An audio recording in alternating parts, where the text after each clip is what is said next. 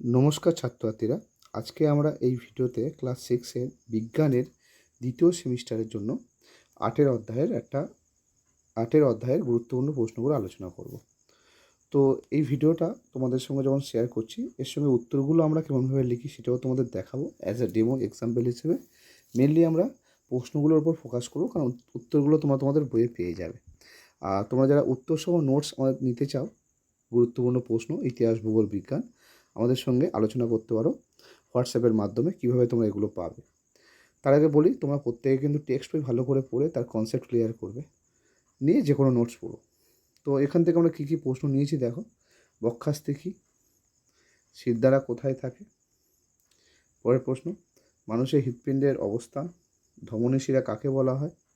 একদম line by line তুলে যেগুলো ইম্পর্টেন্ট প্রশ্ন সেগুলো নেওয়া হয়েছে। ত্রিপত্র কপাটিকা কোথায় অবস্থিত? CO2 মিশ্রিত রক্ত প্রথম কোথায় আসে? অশুদ্ধ রক্ত কোথায় বিশুদ্ধ রক্তে বা O2 সঙ্গে যুক্ত রক্তে পরিণত হয়? ফুসফুসীয় শিরা দিয়ে বিশুদ্ধ রক্ত প্রথম হৃৎপিণ্ডে কোথায় এসে পৌঁছয়? হৃৎপিণ্ডের কয়েকটি প্রকোষ্ঠ কী কী? ত্রিপত্র কপাটিকা কোথায় অবস্থান করে? হৃৎপিণ্ডের সবচেয়ে বড় কুঠুরি কোনটি? সেই বিশুদ্ধ রক্ত দিয়ে সারা শরীরে এই বিশুদ্ধ রক্ত কী দিয়ে সারা শরীরে ছড়িয়ে পড়ে? আচ্ছা, মানুষের হৃৎপিণ্ডে কতবার স্পন্দন পড়ে? 72 বার।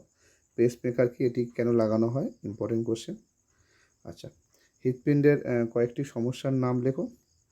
রক্তরস বা প্লাজমা কি? এর কাজ কি? লোহিত রক্তকণিকার কাজ কি? শ্বেত রক্তকণিকার কাজ কি? অনুচক্রিকার কাজ কি? খুব গুরুত্বপূর্ণ প্রশ্নগুলো নেওয়া হয়েছে। কত বায়ুথলি আছে? আচ্ছা, বাম ফুসফুস ও ডান ফুসফুসে কয়টি করে খণ্ডে বিভক্ত? খুব ভালো প্রশ্ন। মধ্যচ্ছদা পেশি কোথায় অবস্থান করে? ফুসফুসের সমস্যা কী? আচ্ছা, জন্মের সময় একজন শিশুর কতগুলি হাড় থাকে? পূর্ণবয়স্ক ব্যক্তির কত জোড়া হাড় থাকে? কতগুলি হাড় থাকে? লিগামেন্ট কি? টেন্ডন কি? শরীরে কোথায় কোথায় বল ও সকেট সন্ধি থাকে? কোথায় হিঞ্জ সন্ধি থাকে? কোথায় পিভট সন্ধি থাকে বা পাইভট বলা যায়? স্যাডল সন্ধি কোথায় কোথায় থাকে? হাতের পেশিকে বলা হয় ড্যাশ পেশি। পাকস্থলীর পেশিকে কী পেশি বলা হয়? একটি পেশির নাম লেখো। একটি পেশির নাম লেখো যা তোমার ইচ্ছার মতো কাজ করে না। দেহ সূচক বা BMI কীভাবে বার করবে? সূত্র।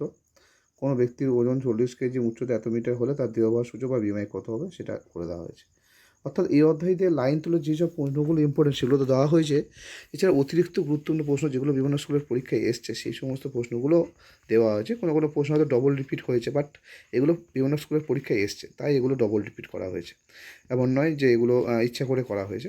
এবার এখান থেকে যে শুরু হচ্ছে, এখান থেকে 5 নম্বরের বড় প্রশ্ন, হৃৎপিণ্ডের রক্ত সংবহন প্রক্রিয়া, ইম্পর্টেন্ট বড় প্রশ্ন 5 নম্বর। আচ্ছা, ধমনী শিরার মধ্যে পার্থক্য, অলিন্দ নিলয় বলতে কী বোঝো? হৃৎপিণ্ডের কোন ঘরটি সবচেয়ে বড় এবং কেন?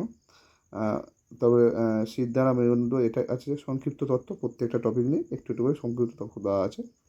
আচ্ছা, পরের প্রশ্ন, রক্তের বিভিন্ন উপাদানগুলির নাম লেখো, তাদের কাজ বর্ণনা করো, যেটা আমরা একটু আগে শর্ট কোশ্চেন হিসেবে পড়েছি। আচ্ছা, পরে শ্বেতকণিকা কেন শরীরের সৈনিক বলা হয়? ইম্পর্টেন্ট। ভ্যাকসিনের প্রয়োজনীয়তা কী? রক্তের উপাদানগুলির ভারসাম্য বজায় রাখা জরুরি কেন? অস্থিসন্ধি কাকে বলে? বিভিন্ন প্রকার অস্থিসন্ধির উদাহরণসহ বর্ণনা দাও। একদম তোমাদের বই ধরে মানে একদম অন্য লেভেলের প্রশ্ন, যেগুলো অনেক প্রশ্ন ঘুরিয়ে আসে সেরকম টাইপের প্রশ্ন। সচল অস্থিসন্ধিতে তৈলাক্ত তরলের কাজ কী? এটা একদম আলাদা লেভেলের প্রশ্ন। সব অস্থিসন্ধি দুটি হাত দিয়ে তৈরি, উদাহরণ দাও।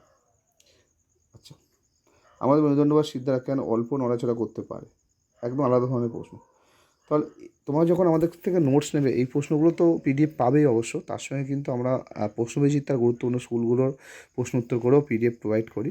তো তোমরা যারা যারা নিতে চাও আমাদের সঙ্গে হোয়াটসঅ্যাপে যোগাযোগ করতে পারো। আশা করি ভিডিওটি তোমাদের কাছে ইনফরমেটিভ ছিল। ভিডিওর দ্বারা তোমার উপকার পেলে ভিডিওটা অবশ্যই তোমরা শেয়ার করো, লাইক করো, আর চ্যানেলের পাশে থেকো, ফলো করো। ধন্যবাদ, দেখা হচ্ছে পরের ভিডিও নিয়ে।